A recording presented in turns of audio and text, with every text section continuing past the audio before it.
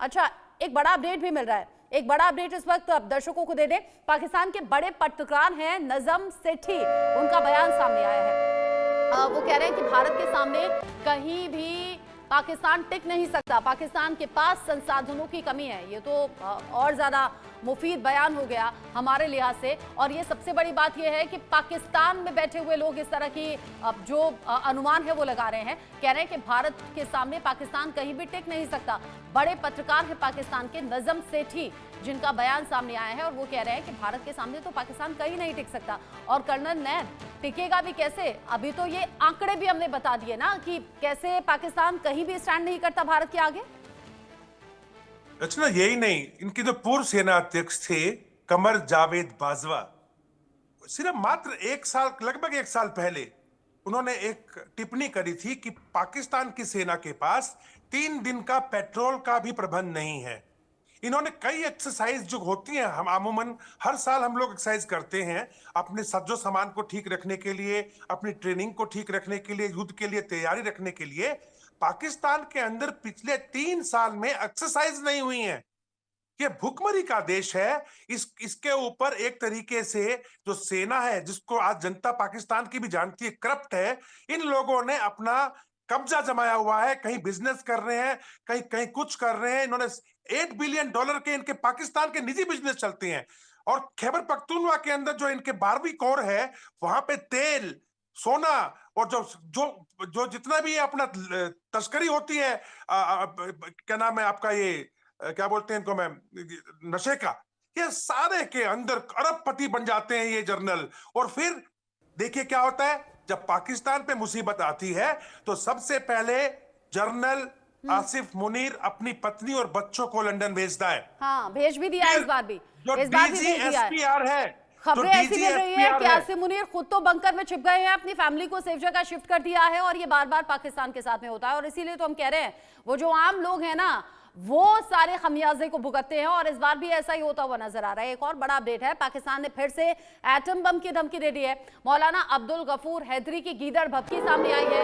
अब्दुल गफूर कह रहे हैं कि एटम बम दिखाने के लिए नहीं है, मतलब जो रेल मंत्री ने बयान दिया ठीक वैसा ही अब्दुल गफूर की तरफ से दिया गया है। कह रहे हैं कि जरूरत पड़ने पर परमाणु बम को दिखाया जाएगा, एटम बम सिर्फ दिखाने के लिए नहीं है, उनका इस्तेमाल भी होगा। इससे पहले रेल मंत्री ने भी ऐसा कहा। लेकिन बड़ी बात यह कि पाकिस्तान में बैठे हुए बड़े पत्रकार ये कह रहे हैं कि भारत के आगे पाकिस्तान कहीं भी स्टैंड नहीं करता। जमीर अली डेतो जी, अभी आप बीच में डिस्कनेक्ट हो गए थे। भारत पाकिस्तान की ताकत को भी हमने कंपेयर कर लिया। भारत में बैठे हुए जो एक्सपर्ट हैं वो ये कह रहे हैं कि कल को मुनीर को नाक रगड़नी पड़ेगी भारत के आगे अपने फैसलों पर। भारत में बैठे हुए पाकिस्तानी पत्रकार, जो वरिष्ठ पत्रकार हैं, वो इस तरह के बयान दे रहे हैं कि भारत के आगे पाकिस्तान कहीं स्टैंड नहीं करता। शो की शुरुआत में हमने अलग अलग जब युद्ध छिड़े, पाकिस्तान को मुंह की खानी पड़ी बताया है, फिर इतना उछल उछल कर बयान क्यों दिए जा रहे हैं पाकिस्तान की तरफ से? देखिए, यहाँ पे ना दो सूरत हाल है। एक तो बहुत अफसोस होता है कि जब हम अपने देश को डिफेंड कर रहे होते हैं तो उस टाइम पे भी हमारे जो ये डेटा प्रोवाइडर कंपनीज हैं उनका घटियापन आता है कि हमारी लाइनें डिस्कनेक्ट हो जाती हैं। तो अब उसको शायद उनको शर्म आ जाए हिंदुस्तान के चैनल से मेरी ये बात सुन के। दूसरी बात, जिस तरफ आप जिक्र कर रहे थे, जितना डेटा आपने अभी दिखाया उससे ज़्यादा हमें इन तमाम सूरत हाल या इस सारे डेटा की मालूमात है। प्रॉब्लम ये है कि देखिए, हिंदुस्तान और पाकिस्तान की जो एक ताकत है या जो उसका मवाजना है बतौर एटमी ताकत और बतौर मुआशी ताकत, उसके जो डिफरेंसेस है मेरा ख्याल है उसको आपसे ज्यादा हम रिसर्च करते रहते हैं, हमें उन सारे मामलात का पता है। यहाँ पर दो चीजें, एक चीज ये है कि जो इंतहा पसंदी, दहशतगर्दी और इस तरह के मामलात है, हम एक तरफ उसकी बात करें, दूसरी तरफ हम बात करें जंगी ताकत की कि हिंदुस्तान और पाकिस्तान के दरमियान क्या पोजीशन है। देखिए, इस वक्त अगर पाकिस्तान और हिंदुस्तान के दरमियान खुदा न खास्ता कोई जंग होती है तो यकीनी तौर पे ऐसा कोई भी देश नहीं होगा जो अपने पास एटमी हथियार रखने के बावजूद भी उसको इस्तेमाल नहीं करेगा।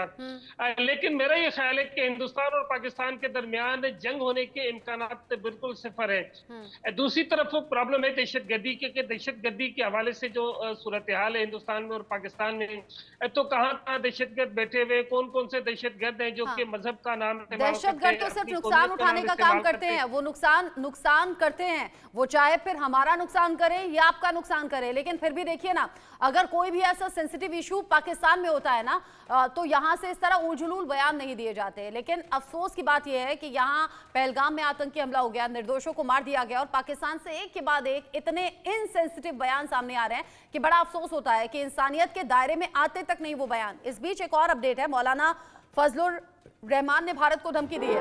फजलुर रहमान ने पाकिस्तानी आवाम को भड़काने का काम भी किया है। वो कह रहे हैं कि आप बॉर्डर पर जाओगे या नहीं। फजलुर रहमान जो कि सिर्फ भारत को उकसा नहीं रहे, बल्कि पाकिस्तानी जो आवाम है उसे भी भड़काने का काम कर रहे हैं। कह रहे हैं कि आप बॉर्डर पर जाओगे या फिर नहीं। साथ ही साथ वो कह रहे हैं कि हम भारत में घुसकर देवबंद में चाय पियेंगे। ये तो बड़ी अजीब सी बात हो गई। कह रहे हैं कि आप बॉर्डर पर जाओगे या नहीं और हम भारत में घुसकर देवबंद में चाय पियेंगे।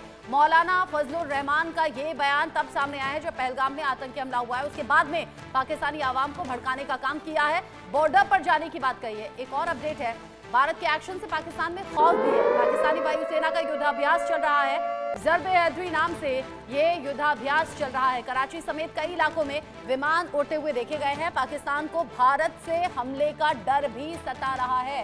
जाहिर सी बात है ये डर सामने आएगा, क्योंकि भारत के प्रधानमंत्री नरेंद्र मोदी ने ये कहा है कि दहशतगर्दों ने दहशतगर्दी मचाई है, निर्दोष लोग मारे गए हैं और अब जवाब ऐसा होगा जो कल्पना से भी परे होगा। कल्पना भी नहीं की होगी कि कैसा इसकी सजा मिलेगी, उससे भी कड़ी सजा हम देंगे। यानी इंडिकेशंस तो मिल गए हैं, मुझे लगता है बस इंस्ट्रक्शंस का इंतजार होगा। कर्नल नैन, देखिए रचना, मैं सबसे पहले तो अगर आप इजाजत दे तो मैं जमीर भाई को बोलूंगा अपना ख्याल रखें, क्योंकि जिस हिसाब से सिचुएशन अभी पाकिस्तान में है, कोई भी गैरतमंद पाकिस्तानी की बात को वहां कोई सुनने को तैयार नहीं है, दबाने को तो जरूर तैयार है।